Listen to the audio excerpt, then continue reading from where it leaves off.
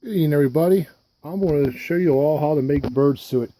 That's a big question I get from a lot of people. Carl, how do you make your bird suet? Well, I'm going to show you how to do it, and it's very simple. Here are the ingredients you're going to need. Like I said, you don't have to follow this exactly, but this is the recipe I use. You can differ a little bit, but it's all pretty much the same stuff. What I get right here, I get lard. You got to use lard or suet. Do not use shortening, because shortening the birds actually it actually gives them heart attacks. I guess the birds can't digest the shortening. So I use lard. You can get lard at the Save-A-Lot or Walmart. Crunchy peanut butter. The cheaper the better. I got two big things. I think they're I think I got 80 ounces of peanut butter right here. And also I think I got 4 pounds of lard, but you can go more lard if you want to. I get some raisins. Just some nice cheap old raisins.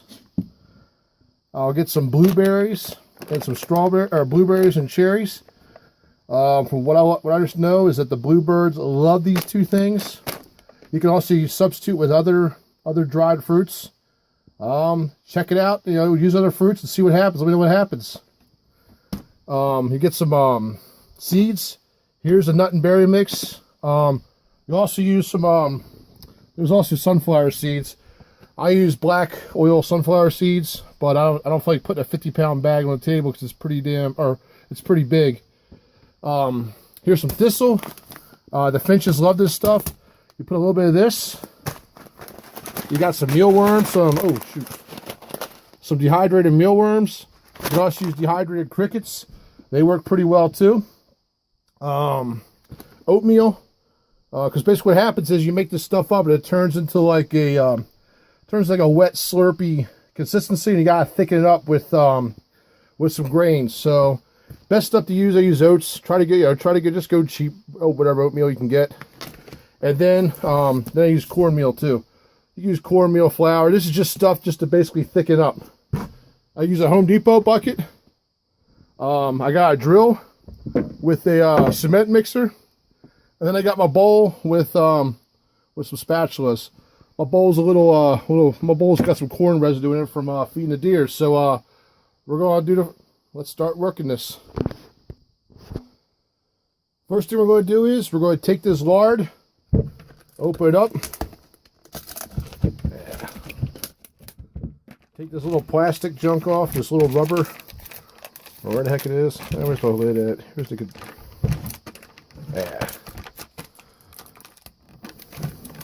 It's hard to do with one hand.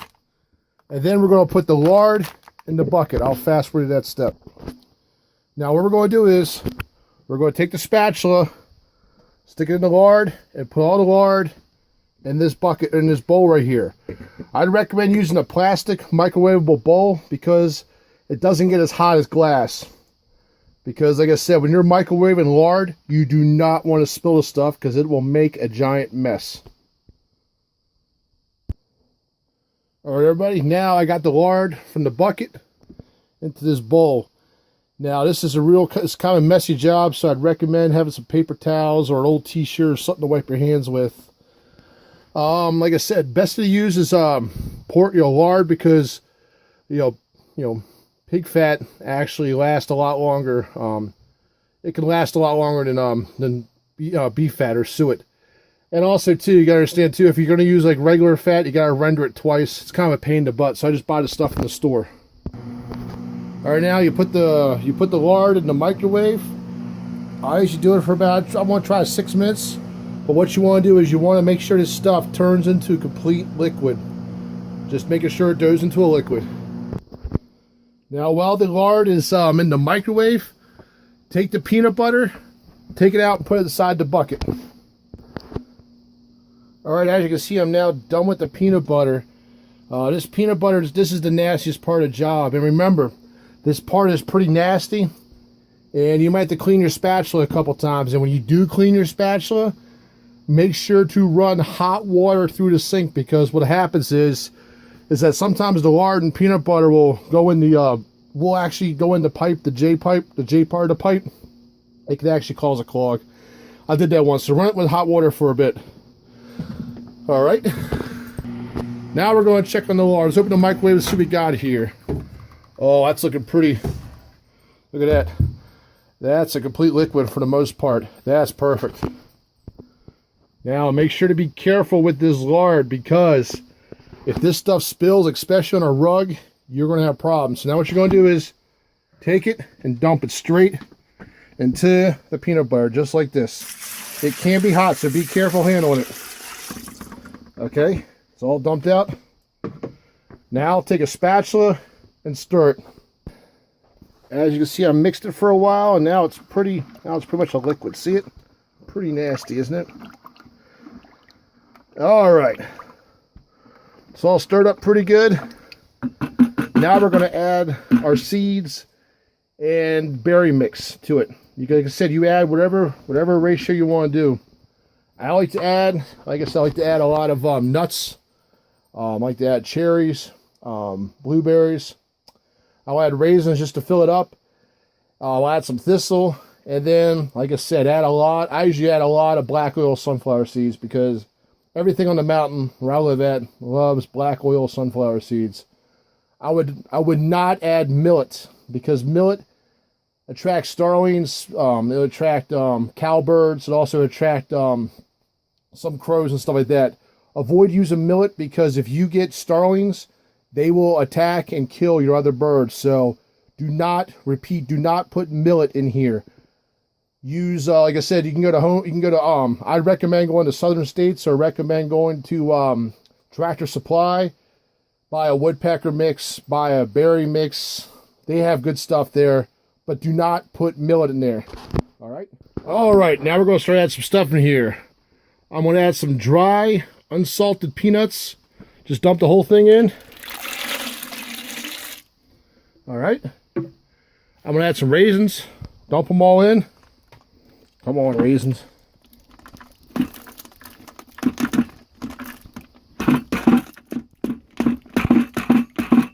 God bless it. Give me a second here.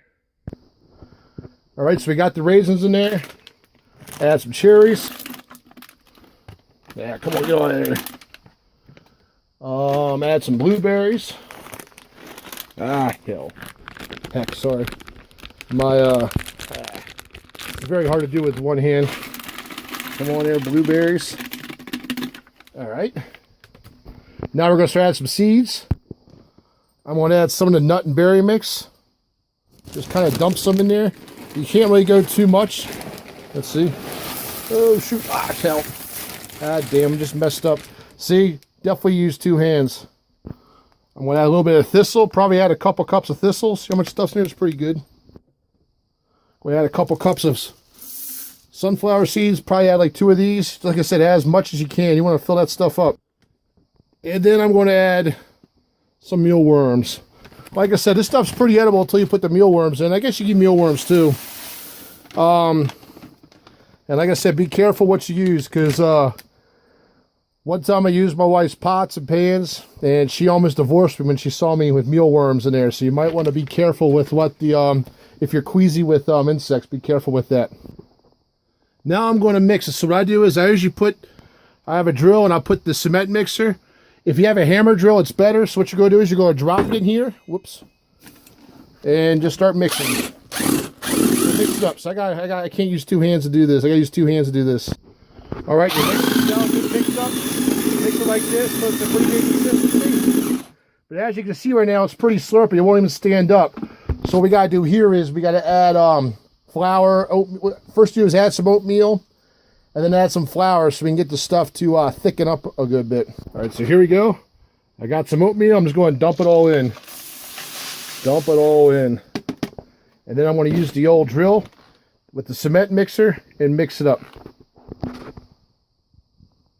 All right, see what it looks like there? It's a pretty good mixture right there.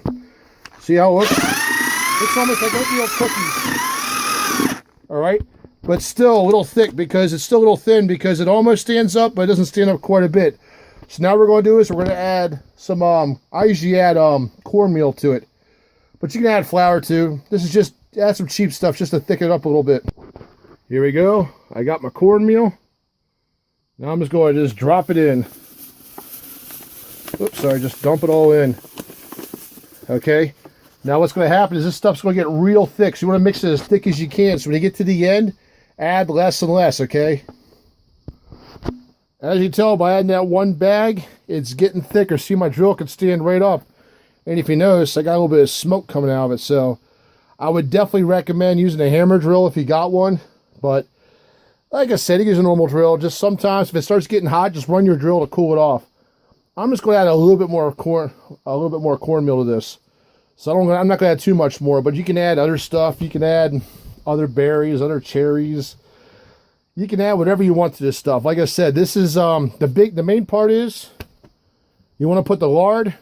You want to put some peanut butter. Peanut butter is a good filler. And then you want to put your nuts and berries and whatever stuff you want to put in here, insects if you got it. And then to thicken up, you go with oatmeal and cornmeal, and that's pretty much all it is. It'll get thick, it'll stand up, it'll almost become like the consistency of like chocolate chip cookies or something like that. And you really can't mess it up, because then what you do is you lay it out and let it cool off, and then it just turns into suet. So let me finish this mixing it up, and we'll go to the next step. All right, as you can tell, I'm done with this.